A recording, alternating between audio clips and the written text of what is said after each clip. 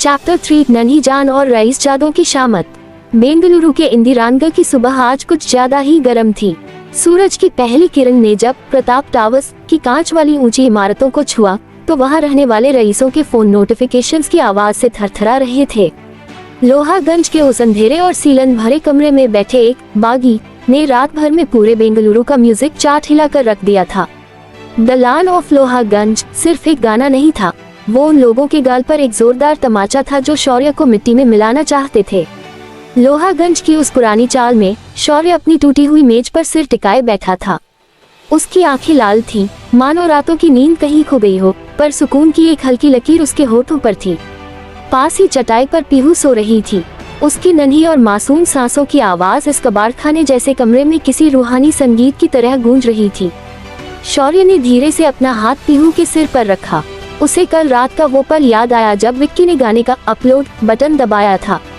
उसे अंदाजा नहीं था कि लोहागंज का ये शोर पूरी दुनिया के लिए संगीत बन जाएगा। भाई भाई जाग रहा है क्या? विक्की दरवाजा धकेलते हुए अंदर घुसा। उसके पैर जमीन पर नहीं पड़ रहे थे। उसके हाथ में 2-3 अखबार थे और फोन पर कॉल की लंबी लाइन लगी थी। अबे ओए, तूने तो आग लगा दी। स्पॉटिफाई और यूट्यूब पर तेरा गाना नंबर 1 पर ट्रेंड कर रहा है। पूरे इंदिरानगर के पब और जिम में सुबह से सिर्फ तेरा बेस गूंज रहा है। लोग पागल हो गए हैं ये जानने के लिए कि ये एस कौन है। साला, पूरा इंटरनेट तेरे पीछे पड़ा है। शौर्य धीरे से उठा और खिड़की की तरफ बढ़ा। बाहर लोहागंज के लोग आज अपनी फटी हुई बनियानों में भी गर्व से सीना तानकर देख रहे थे। उन्हें नहीं पता था कि ये गाना किसने बनाया, पर उन्हें ये पता था कि किसी ने उनके इलाके की गरीबी और उनके संघर्ष को पूरी दुनिया के सामने इज्जत दिला दी है। शौर्य ने खिड़की के बाहर थूकते हुए कहा, विक्की, ये तो बस एक शुरुआत है। इन रईसजादों को लगता था कि लोहागंज सिर्फ कबाड़ पैदा करता है। अब इन्हें पता चलेगा कि ये कबाड़ जब शोर मचाता है तो इनके कानों के पर्दे फट जाते हैं। तभी प्रीति दीदी अंदर आई। उनके चेहरे पर खुशी तो थी, पर आंखों में वही पुराना डर भी था।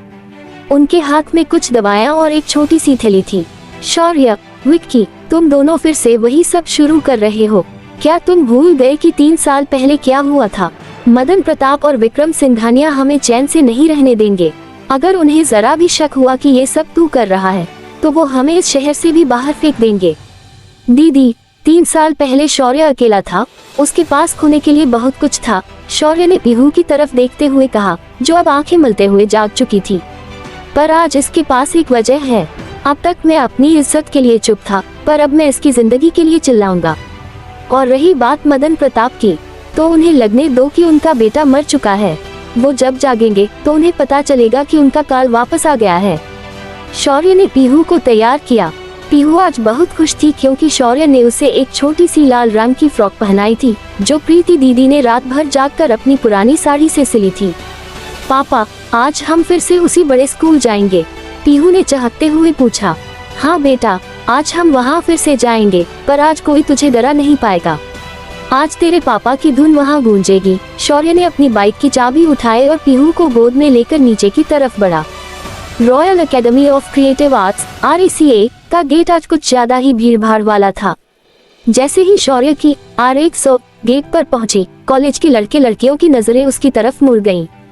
कल तक जो लोग शौर्य को कबाड़ी और लूजर कहकर चिढ़ाते थे, आज वो उसे शक और हैरानी की नजरों से देख रहे थे। द लान ऑफ लोहागंज की धुन हर दूसरे स्टूडेंट के हेडफोन में बज रही थी। पार्किंग लॉट में जैसे ही शौर्य पहुंचा, वहां का माहौल एकदम तनावपूर्ण था। आर्यन अपनी नीली BMW के पास खड़ा था, पर आज उसके चेहरे पर वो कल वाला घमंड नहीं, बल्कि एक अजीब सी झल्लाहट थी। उसके पास उसके कुछ और अमीर दोस्त खड़े थे जो आपस में मोबाइल पर वही वायरल गाना देख रहे थे। अबे आर्यन, तू कह रहा था कि एस तेरा दोस्त है और तू उसका नया ट्रैक आज शाम को अपने नाम से लॉन्च करेगा, पर ये गाना तो कल रात ही किसी लोहागंज वाले अकाउंट से रिलीज हो गया। और भाई, धुन बिल्कुल वैसी ही है जैसी कल ये भिखारी शौर्य ऑडिटोरियम के पास बजा रहा था। एक लड़के ने आर्यन की तरफ देखकर तंज कसा। आर्यन का चेहरा गुस्से से लाल पीला हो उठा। उसे अपनी बेइज्जती बर्दाश्त नहीं हो रही थी। अबे चुप कर, वो एस मेरा ही बंदा है।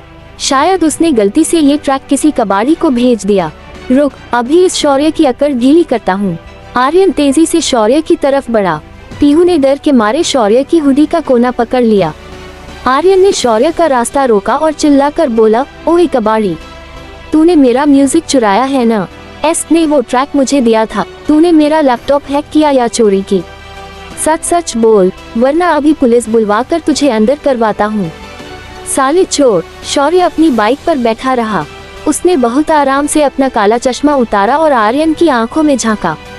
उस नजर में इतनी ठंडी और खूंखार आग थी कि आर्यन के शब्द उसके गले में ही फंस गए। चोरी वो करता है जिसके पास अपनी कोई अक्ल न हो। आर्यन। शौर्य की आवाज पार्क की हुई गाड़ियों के बीच गूंजी। और रही बात म्यूजिक की, तो जिस गाने को तू अपना कह रहा है, उसके 7वें नोट में एक हल्की सी क्रैक साउंड है, जिसे मैंने जानबूझकर वहां डाला था। जा अपने मामा विक्रम सिंघानिया से पूछ, शायद वो तुझे समझा सके कि असली टैलेंट क्या होता है। और सुन, अगर दोबारा मेरे म्यूजिक को अपना कहा, तो ये हाथ जो तू बार बार उठाता है, इसे ऐसे मरोड़ूंगा कि गिटार बजाना तो दूर, चम्मच भी नहीं पकड़ पाएगा। तू मेरे मामा का नाम मत ले। आर्यन ने आप देखा न ताव शौर्य की तरफ हाथ उठाया, पर शौर्य ने बिजली की रफ्तार से उसका हाथ हवा में ही दबोच लिया। शौर्य की पकड़ इतनी मजबूत थी कि आर्यन के चेहरे पर दर्द की लकीरें साफ दिखने लगी। आर्यन, हाथ उठाने की गलती दोबारा मत करना।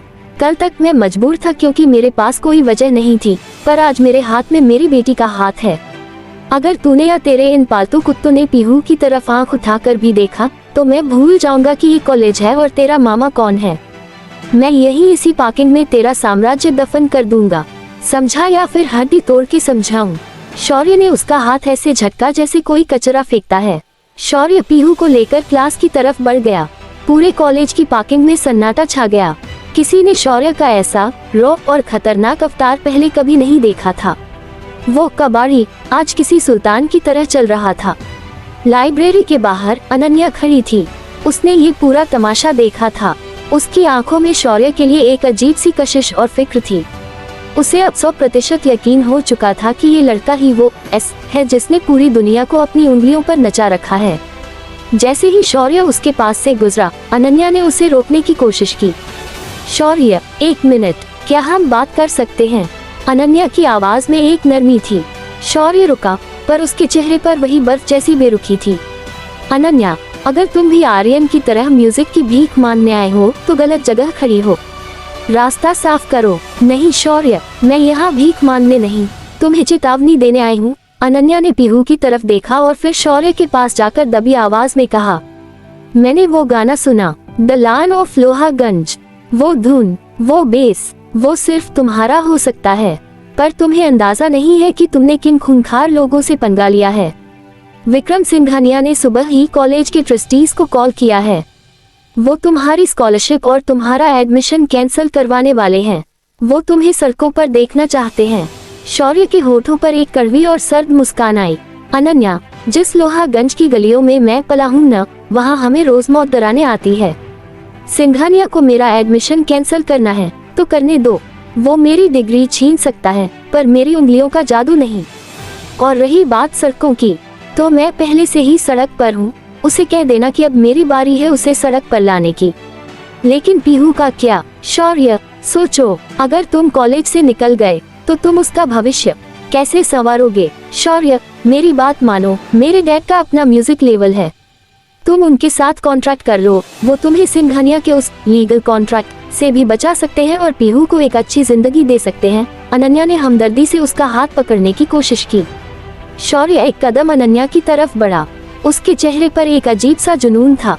अनन्या, तुम एक अमीर बाप की बेटी हो, तुम्हें लगता है कि हर चीज खरीदी जा सकती है, पर एक बात याद रखना, शौर्य अपनी जंग खुद लड़ता है। मुझे किसी की खैरात या किसी का लेबल नहीं चाहिए। और रही बात पीहू की, तो उसकी फिक्र करने के लिए उसका बाप अभी जिंदा है। जब तक मेरे हाथ में ये गिटार है और मेरे गले में ये आवाज, पीहू को किसी के आगे हाथ फैलाने की जरूरत नहीं पड़ेगी। शौर्य पीहू को लेकर लाइब्रेरी के अंदर चला गया। अनन्या वहीं खड़ी रही। उसका दिल शौर्य की उस रॉ पर्सनैलिटी और उसके स्वाभिमान के लिए और भी ज्यादा धड़कने लगा। उसने मन ही मन ठान लिया था कि वो इस जंग में शौर्य की ढाल बनेगी, चाहे शौर्य को पसंद आए या ना आए। शाम के वक्त जब शौर्य लाइब्रेरी के एक कोने में पीहू को एक पुरानी किताब से कहानियां सुना रहा था, तभी उसके फोन पर एक अज्ञात नंबर से वीडियो कॉल आया। शौर्य ने झिझकते हुए कॉल उठाया तो स्क्रीन पर माया का चेहरा चमक उठा। वो किसी बहुत महंगे ब्यूटी पार्लर में बैठी थी। उसके गले में हीरे का नया हार था और चेहरे पर वही पुराना जहरीला घमंड। शौर्य, ये क्या गंदा मजाक है? माया स्क्रीन पर चिल्लाए। मैंने सुना है कि तूने कॉलेज में हंगामा कर रखा है और मेरा नाम खराब कर रहा है। वो बच्ची, वो गलती, उसे तूने अभी तक अनाथालय क्यों नहीं भेजा? क्यों उसे अपनी फटी हुई हुडी में लपेट कर घूम रहा है? शौर्य ने पीहू की तरफ देखा जो एक किताब के पन्ने पलट रही थी। उसने फोन को अपने चेहरे के पास किया और अपनी आवाज को धीमा पर खतरनाक रखा। माया, अपनी औकात में रहकर बात कर। पीहू अब मेरी जिम्मेदारी है और वो मेरी गलती नहीं, मेरी सबसे बड़ी जीत है। और तेरा नाम, तूने अपना नाम तो उसी रात मिट्टी में मिला दिया था जब तूने अपनी ही कोख से जन्म लेने वाली बच्ची को पुलिस जीप में लावारिस छोड़ दिया था। जबान संभाल के शौर्य, माया ने दांत पीसते हुए कहा। वरुण सिंघानिया को पता चला है कि वो गाना तूने बनाया है। वो कल बेंगलुरु आ रहा है। उसे पता चल गया है कि तूने उसका म्यूजिक चुराया है।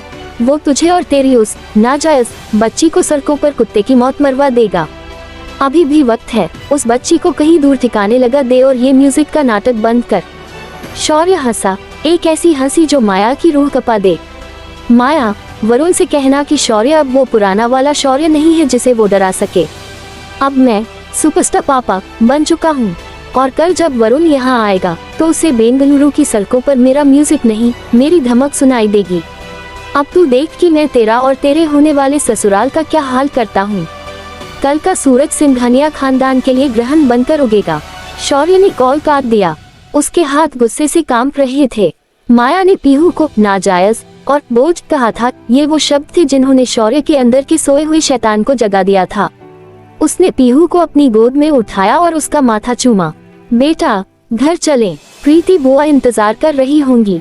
हाँ पापा, और आज हम रास्ते में वो वाली आइसक्रीम खाएंगे।